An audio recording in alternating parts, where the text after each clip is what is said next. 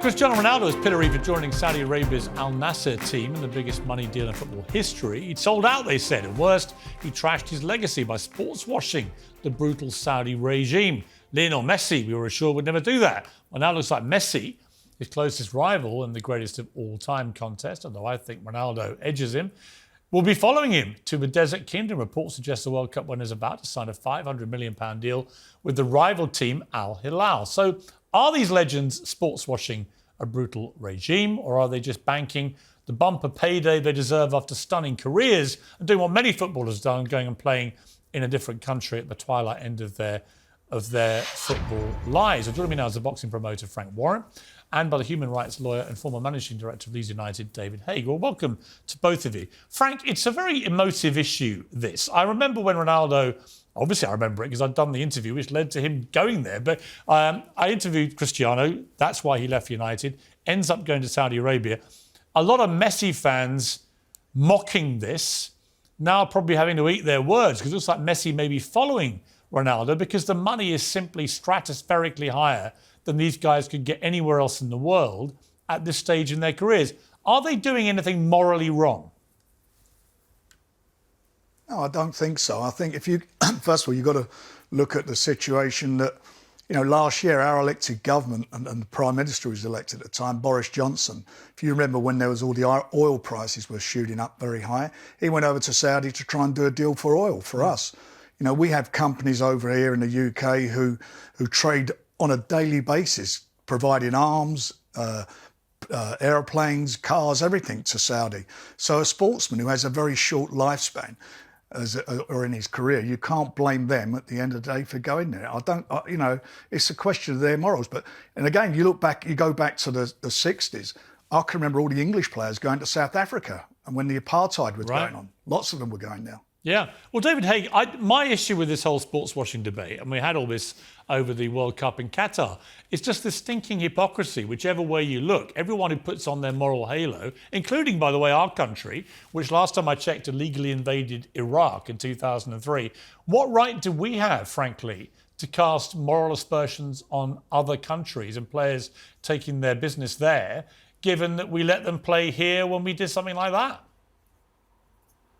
Well, good evening, Piers. I mean, I certainly agree with you. There is an awful lot of human rights hypocrisy in football as well. When you look at how we deal with, for instance, Russians owning football clubs at the moment compared to Gulf dictatorships, and that's something that you see. And I agree with Frank when he says you can't blame people like Lionel Messi for going to these countries. But as a human rights lawyer, of course, I would want them to use the fact that they are going there to help improve the human rights records in those countries and cast a spotlight on the human rights abuses, of which there are many. But do you not think that people like Ronaldo and Messi, because of their global fame, and they're two of the most followed people on social media in the world, Ronaldo's number one, and I think Messi's number two on Instagram, that just by going there and living there and playing sport there, they cast an unbelievable light on these countries. We saw that with Qatar.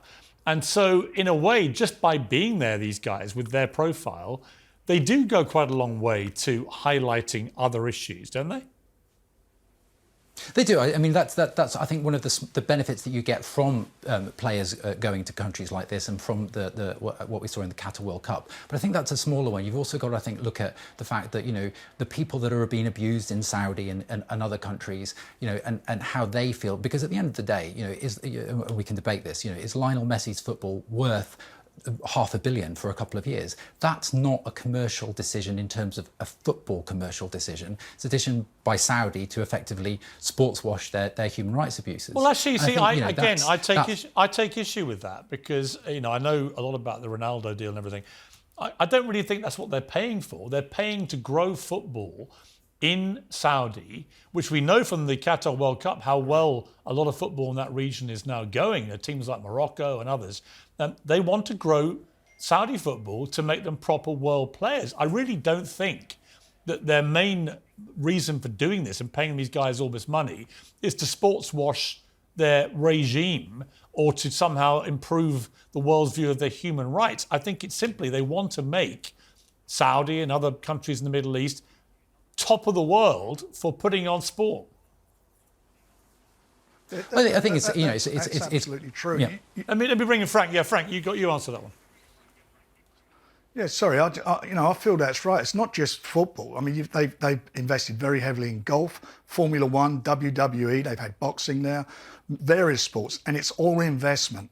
I mean, to get someone to go there, you're going to have to pay them a premium at this stage until it becomes a destination, and that's a fact of life. But for example, the Formula One has paid off, hasn't it? They've got the whole world's eyes are on that, on big boxing events and so forth. Yeah, and I just think that from a golf, pure, which is right, and from a pure football point of view, Frank, the Qatar World Cup, Saudi Arabia beat the world champions Argentina in the World Cup. They were the only team to do so. So there's no doubt that the quality of football, I know from Cristiano in Saudi, he's been very impressed by the general quality of the football there. And the fans are really fanatical. And I come back to this issue I have with the hypocrisy. Once you put morality at the centre stage of where people can ply their trade in sport, well, where do you end up going? I mean, seriously, where do you end up going? I mean, David, you're a gay man. You know, and you've done a lot of good work in that area in terms of LGBT rights and so on. I think it was something like a quarter of all the teams in the World Cup finals came from countries which ban homosexuality, for example. Do you not have any tournaments in Africa, for example, at all, because of their record in individual countries on gay rights? In other words, it's complicated. It's not as easy as it may seem to people sitting here in England. Yeah, no, I agree with that. I think, like as I said at the start, you know, you've got considerable human rights hypocrisy, and I don't think it's not possible, and it's perhaps not the right thing to do to try and regulate individual players going to, for their retirement, whatever it may be, to whatever country. You're never going to be able to do that. There'll be more people doing it. There'll be more players. But there are areas in sports washing that we can regulate. And we saw recently with the Premier League introducing what they said would be new laws and new regulations on the owners and directors test to stamp out dictators and despots buying into English football. I think there's something that we can actually try and improve the situation. You know, should nations like Saudi be able to buy football clubs? You will have, to counter that, you will have people in the Middle East who say that all the American owners buying into the Premier League, well, what's the difference? They'll say they illegally invaded Iraq like the UK did. They've done other stuff which they believe abuses human rights, as they think the UK has as well. You know, it depends where you are in the world as to how you view these things. You know, when I was in Qatar, I was really struck by how angry they were about all the hypocrisy about human rights. Not to defend their own issues. They just said, well, who's actually pointing the finger at us who's so morally pure? I think that's the issue that you've got, and even how do you judge? And the Football League, the Premier League in England have said that they're going to decide whether or not someone is a human rights abuser on the basis of them being on our equivalent of the Magnitsky sanction list, and then you look at who's on it, and there's effectively no one that perhaps should be. So it's a very difficult thing to say who is a human rights abuser and who isn't, who's the judge and jury of that. So whether you look at sports washing in terms of buying football clubs or players going to these countries, it's very, very difficult. But one would hope that people that have a platform, I had a platform at Leeds and I tried to improve, inclusivity and diversity and LGBT rights in football 10 years ago. And one would hope, but that's a personal thing, that people like Messi and Ronaldo would use their platform to do that. And that's down to them. You're never going to be able to force them to do that or not. Before I let you go, Frank, go on.